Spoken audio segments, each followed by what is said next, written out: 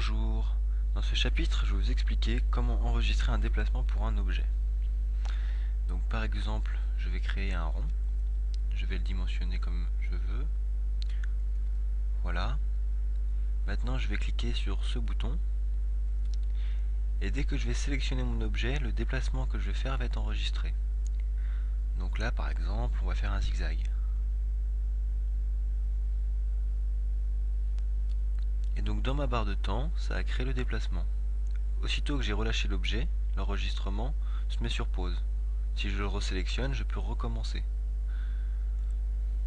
Alors maintenant, je vais arrêter l'enregistrement.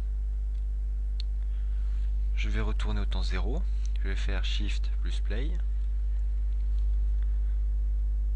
Et donc là, je vois ma courbe.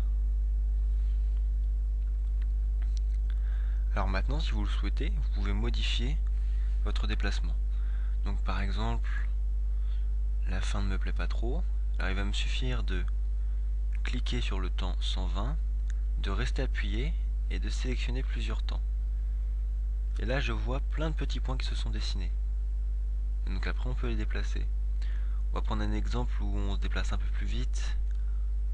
Par exemple ici, pour avoir des points plus espacés. Et donc là, si je veux, je peux déplacer mes points.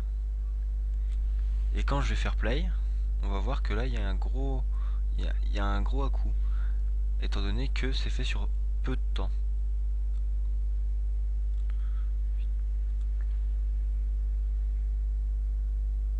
Donc voilà. Et là, il fait un play uniquement sur les temps sélectionnés, ce qui est normal. Si je veux faire un play sur tous les temps, je retourne au temps 1, 0, je fais play.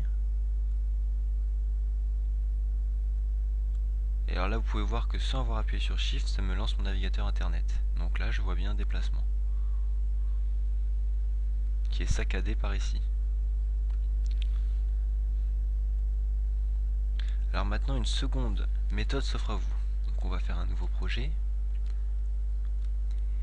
Et on va créer un objet.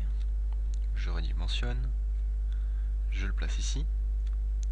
Je fais objet, afficher, modifier le chemin. Donc une petite fenêtre s'ouvre.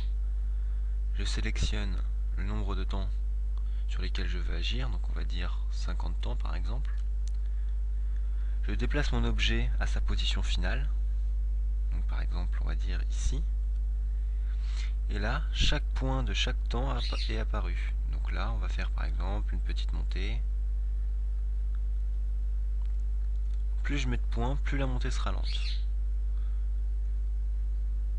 Et maintenant, si je fais play, on voit la montée et la descente. Donc j'espère vous retrouver dans le prochain chapitre et pouvoir avancer encore un peu plus avec Anime.